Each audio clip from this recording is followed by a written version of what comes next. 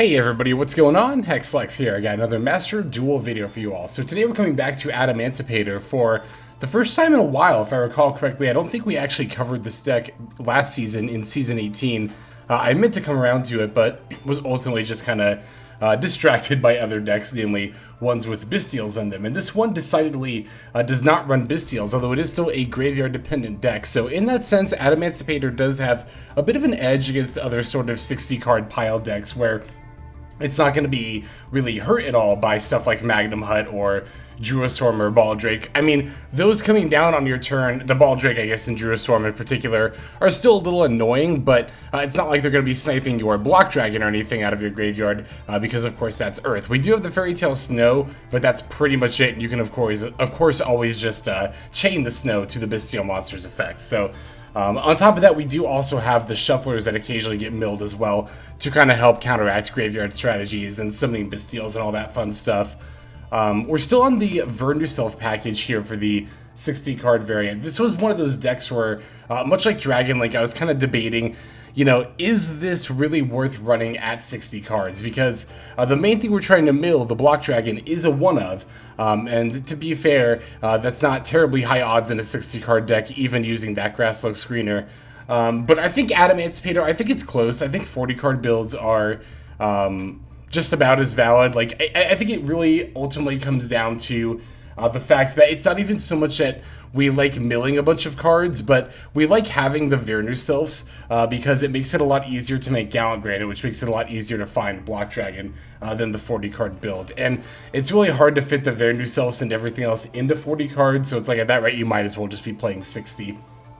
I was actually thinking about playing Small World. It was really, really close, and it actually was in my initial draft of this build. However, kind of at the last second, I actually switched over to one Nibiru and two Imperms instead for a couple of reasons. One, just because I like having the disruption, and also I like having them as crossout targets as well if I'm going to be playing Crossout Designator. Plus, Nibiru being a rock actually kind of comes up really only with Dragite, but it can still potentially come up. I guess you could summon it off Rhapside if you really wanted to as well, but that doesn't really end up being that great. So honestly, if I was playing Small World, that would be a bit more of a justification for Nibiru. So I could see cutting like the Miracle Ruptures for Small Worlds.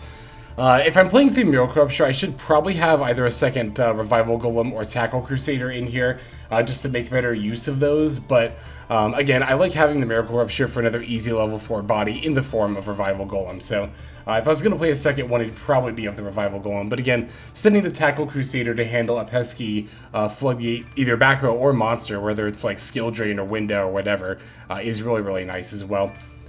Other than that, it's a pretty standard build. I like having two Gigantes and two Cartorhyn. That's honestly another reason why I like 60-card Adamancipator over 40, is that having the second copy of each of these cards actually really matters. It's really nice to be able to both open and mill Cartorhyn, so having double the chance to do either is always good. And as for the Gigantes, sometimes you open it but still want to search it off the Block Dragon, so also if you incidentally mill one of the copies, since we are playing a 60-card deck, it's always nice to have the second copy for a backup as well. As far as the extra deck goes, we are on Naturia Beast and Barkion. You don't need these to play Adamancipator, but if you're going to be playing the Vernusylphs, I do think it is optimal to play them because they are Earth attribute, and once you activate a Vernusylph effect, you're locked into Earth effects and... is it just summons or effects? It's only Earth effects. Yeah, you're locked into Earth effects for the whole turn there. So it's often better to have more Earth things to go into, obviously, if you're going to be playing a lot of the Vernusylph cards, which are Beast can be made with the Misting Seedlings. Doesn't come up terribly often, but it can come up occasionally. I found the Barkion to come up more often, and it's actually very, very nice going second. I believe we'll even see a Dual War Barkion is going to play a fairly critical role. That was an unintended pun, but yeah, the extra deck as far as that goes, I mean, other than Naturia, is rather, it's fairly standard, just all the stuff you would basically expect to see here. Yeah, the only thing that's really missing that you might normally see is another level 8 synchro like Borload Savage Dragon. I am kind of missing it. I do like having the option to go into it, but it's definitely not crucial by any means, so... Alright, that's pretty much everything I wanted to talk about as far as the deck list goes. So I'm going to go ahead and, of course, as always as ever, break it down card by card, and then we'll look at some gameplay featuring this deck. So we are on 3 Maxx, 3 Doki Doki, 3 Adamancipator Seeker, 3 Adamancipator Researcher, 2 Cartorhyn, the hidden gem of the Seafront, 3 Ash Blossom and a Joyous Spring, 3 Vernusylph of the Misting Seedlings, 2 Gigantes, 3 Koa'ki Mirror Guardian, 1 Revival Golem, 1 Tackle Crusader, 1 Fairy Tale Snow, 2 Adamancipator Analyzer, 3 Koa'ki Mirror Supplier, 3 Rockband Xenoguitar, 3 Vernusylph of the Flourishing Hills, 3 Vernusylph of the Awakening Forest, 1 Keldo the Sacred Protector, 1 Mudora the Sword Oracle, 2 Kelbek the Ancient Vanguard, 1 Agido the Ancient Sentinel, 1 Block Dragon, 1 Nibiru the Primal Being, 1 Foolish Burial, 2 That Grassless Screener, 3 Miracle Rupture, 2 Call By, 1 Crossout Designator, and then 2 Infinite Impermanence. There's our 60 card main deck. For the extra deck, we're on 1 Herald of the Arclight, 1 Naturia Beast, 1 Naturia Barkion, 1 Adamancipator Risen Baptite, 1 Adamancipator Risen Dragite, 1 Baron de Fleur, 1 Sword Soul Supreme Sovereign Cheng Ying, 1 Gallant Granite, 1 IP Masquerena, 1 Asa the Earth Charmer, Immovable, 1 Sprite Elf, 1 Nightmare Unicorn, 1 Appaloosa Bow of the Goddess, 1 Access Code Talker, and then 1 Underworld Goddess of the Closed World. Alright, that's going to be our list, so let's go ahead and take a look at our games now.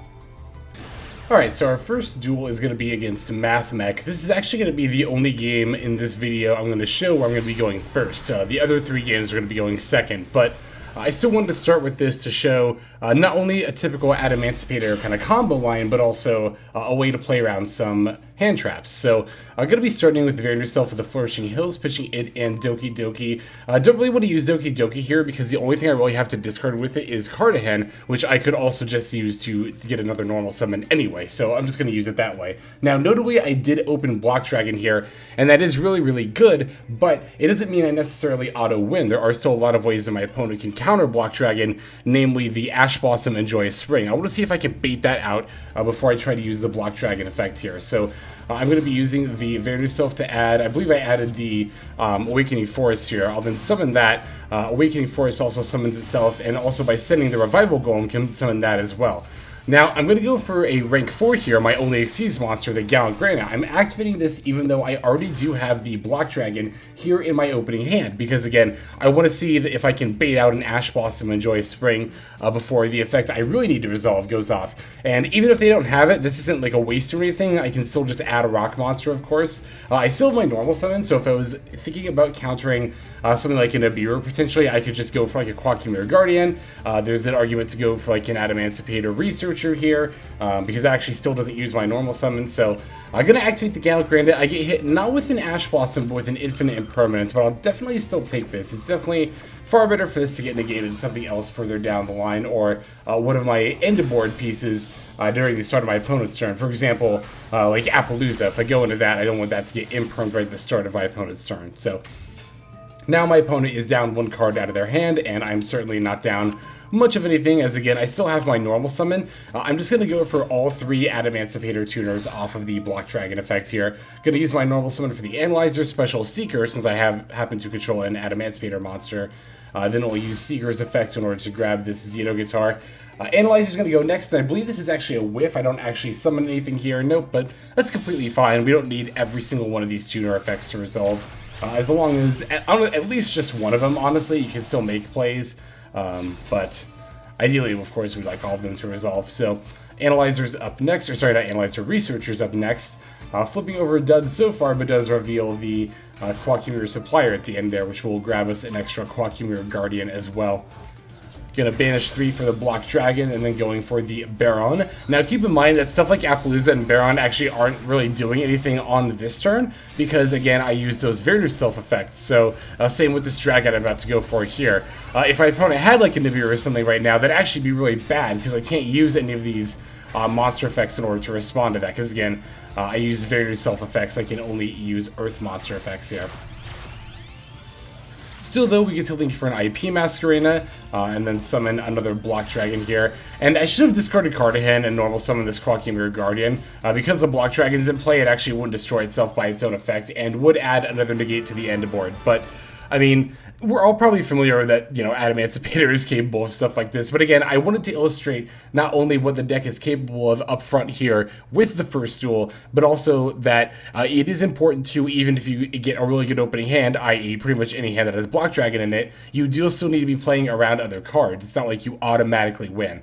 That Imperm probably wouldn't have done too much to us, to be fair, but again, it could have like negated our Appaloosa, and then it would have taken like just a couple of monster effects for my Baron to counter, but then, you know, at that point, things might have gotten out of control. Just, it pays to be mindful and make sure that we're playing around as many things as possible, even when our hand looks great. But now that we've seen a pretty typical going first game, let's look at a few going second duels here. Alright, this first, or I guess second game, rather, the first going second game is going to be against Branded Bestial, or Bestial Branded Espia, whatever you want to call it.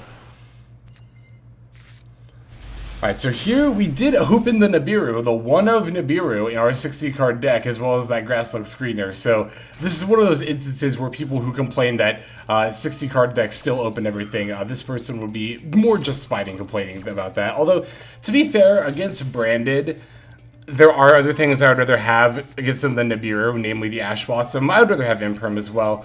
Maxx is like kind of debatable. Like the deck can play, their deck rather, can play around Maxx fairly decently. But still, you know, there's not a lot of people who are playing around Nibiru nowadays. And even though there were branded lines in the past that could play under Nibiru, now that's not only not optimal, but also again people aren't really expecting the rock in this current metagame. So definitely going to wait for the Mirage to come down at the very least before I go ahead and drop the Nibiru. But once this Bestial Rebellion enters play, oh, you know what? I should have done it there actually before they got their Branded Regained. But I think I was waiting to see if they were going to summon more monsters. But yeah, it looks like their other two cards did end up being back row. So I mean, hindsight's 20/20 though.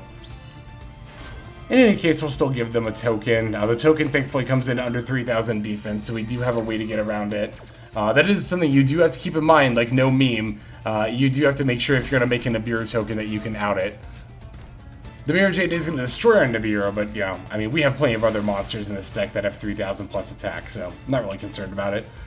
Gonna draw for a turn. I'm gonna start with the Miracle Rupture. I'm actually gonna send Tackle Crusader and not Revival Golem, just to see if I can get rid of this Branded Regain, so my opponent won't gain any advantage off of it this turn. They had no disruption for that, so I'm just gonna go ahead and fire off the Grass here. Grass is gonna mill a Kelbek. Kelbek will then in turn mill a Revival Golem and an Agido, so we'll get even more mills as well as that level 4 body on the floor. On the floor, yeah, I think that's what I meant to say. Jeez. Just had a bit of a brain fart there. Anyway, I'm going to special this Researcher that's sitting in my hand. I have the Block Dragon here to get two as well. That's actually pretty insane. I got some pretty good opening hands in this run. I won't lie, but there were also quite a few going second games I had where I just didn't really open much of anything and couldn't really put much of a dent in the opponent's board. Adamancipator can be a little weak in that regard. That's one of the main reasons why I end up cutting small worlds out in favor for stuff like Nibirus and Imperms to make it a little bit easier going second, which, I mean, you know, this is only one game where I happen to open Nibiru, but at least we do see it paying off in some regard. Alright, so here I do have the Barkion out for the Branded Banisher. My opponent's going to get to summon an Albaz anyway, even though I have the counter for the Branded in red. I'm going to use the Fairy Tail. So I actually misplayed pretty hard here. I should have used the Fairy Tail Snow during the last Chain Link and not this one, because if I had used it during this one, I could have potentially turned my Barkion face down, and then I thought they were going to go for a Mirror Jade here, but they actually end up going for the Alba Lanatus instead, but it's because they're going to use the Banishment for the Mirror Jade. So things are looking pretty bad for me here as my opponent goes to activate Mirror Jade's effect, but they ran out of time. They ran out of time, which is pretty rad.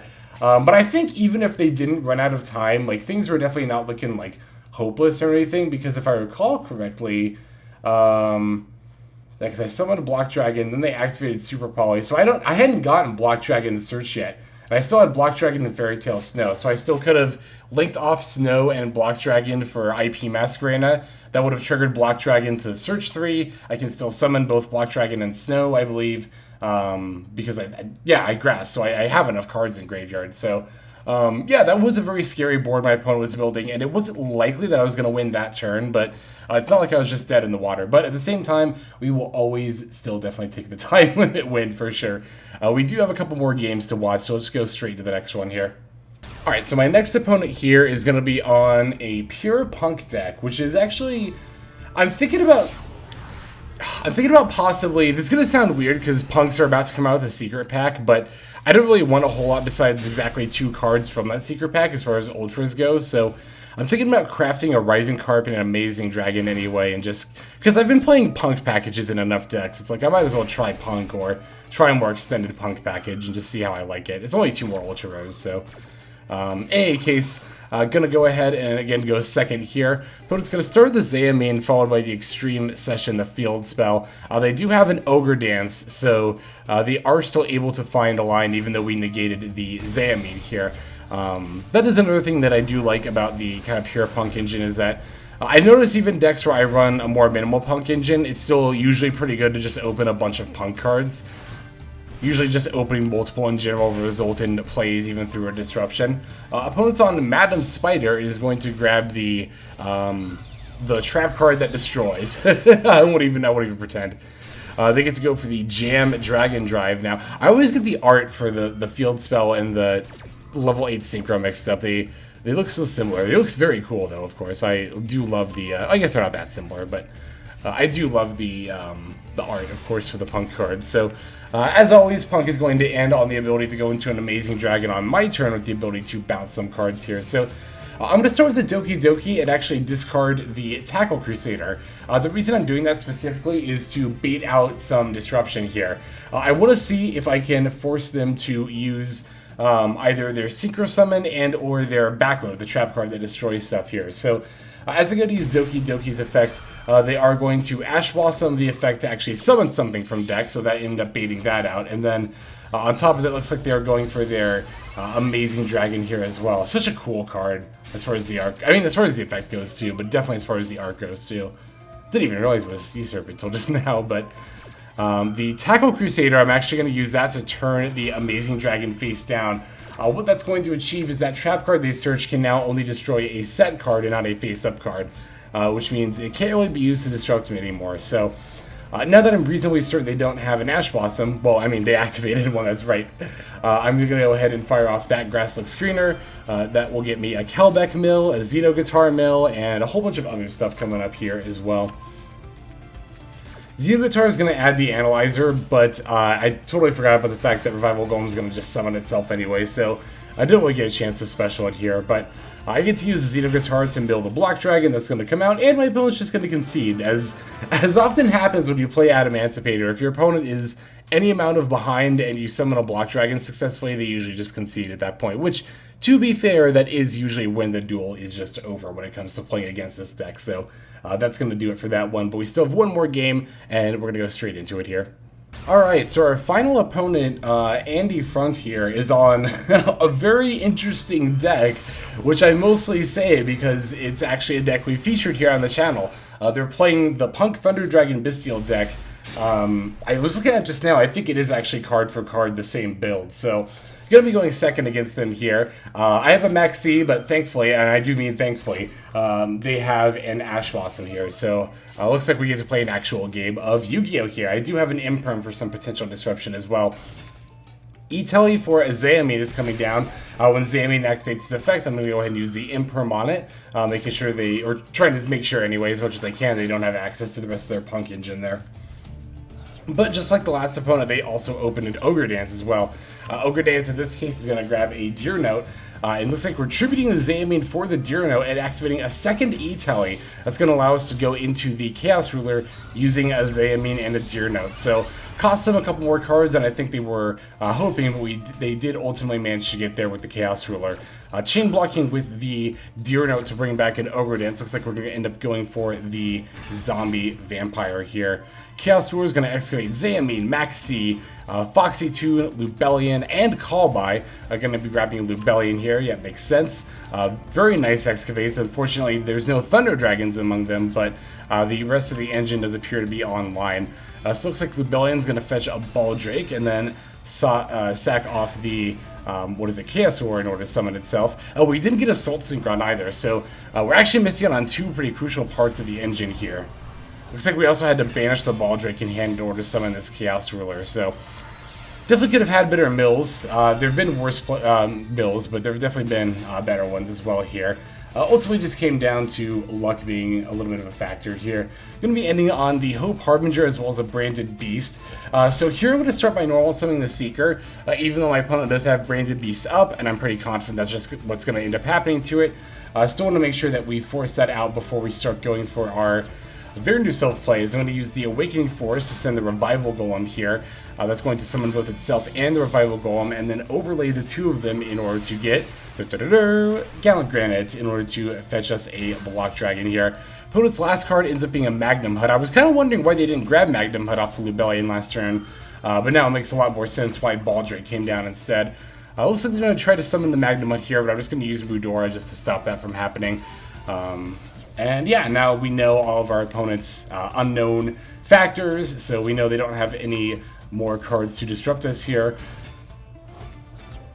Gonna summon back the Seeker off of that Vernusylph effect, and of course get my Block Dragon back out here. Seeker's going to excavate and find the Tackle Crusader here. Now we get to link off the Gallant Granite and the Block Dragon in order to summon our Asa, the Earth Charmer, immovable. Gonna use Block Dragon to search up an Analyzer, a Cartorhyn, and then the Researcher as well. Basically, the means to summon as well as the rest of our Adamancipator tuners.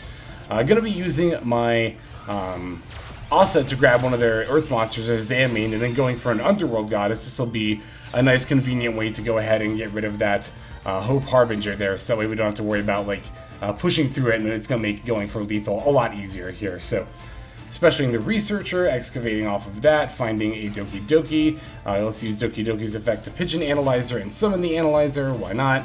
Analyzer's effect's going to activate here, and we're going to find yet another Doki Doki. We'll just summon that, because again, why not? Sinking the Researcher and the Doki Doki for a Herald of the Arclight. This way we have an Omni Negate up, even though I kind of know my opponent doesn't have anything, and with Block Dragon, that's going to ultimately be enough damage to just end the duel outright, so I'm just going to go ahead and do so. But definitely GG's. If Andy had had even slightly better mills, that duel would not have gone nearly as cleanly. Access to pretty much any amount of Thunder Dragons would have ended them on Colossus, which would have made searching much more difficult, if nigh impossible. And access to Assault Synchron, oh my god, that would have gotten them a Baron on top of even more level 8 bodies for potentially another rank 8 or another level 10 Synchro or something. So definitely GG's all around though. But that's going to go ahead and do it for this video. Thank you for watching these games. Let's move now to our outro. Alright everybody, thank you so much for watching all the way to the very end of the video like this. That means a whole lot to me. Not just personally, but it's also a great way of supporting the channel as well. If you're interested in supporting the channel in other means, you can of course feel free to comment and or subscribe right here on YouTube. I'm always looking to the comments section. You guys leave some pretty awesome feedback as far as like constructive criticism goes when it comes to deck building, gameplay, channel content, all that stuff. So feel free to leave your opinion down there. I will be sure to take a look at that there. And then subscribing is going to be the best way to get notifications of when these videos drop. That does happen every day, by the way, so if you're looking for daily Master Duel content, you've come to the right place. And there are more places where you can get some daily Master Duel content. If you check out the description below, follow the top link over to my Patreon page. There for just $5 a month, which is as much as you pay for a booster pack. You'll find a lot more value than a pack full of filler over there. We've got some previews for content upcoming here on the channel. We've got some exclusive games that are only posted over on Patreon over there. We've got some Q&As, and then you can also have your name featured in this lovely credit sequence where I thank all of the people who are helping contribute over there on Patreon. It's a huge support to the channel, and it really means a lot as well. So thank you everyone who is donating that is featured here on screen. And again, you know, it's not just a pure donation. You do get some more daily Master Duel content over there just for being a part of the Patreon. But I think that's about all the time that I have for today's video. Once again, I just want to thank you so very much for sticking all the way to the end of the video. Again, it just means a lot, as I do put a decent amount of work into getting these videos out every single day. But that's about all the time that I've got for now, so without further ado, this is Xlex. I'm signing out, and I hope you have a fantastic day.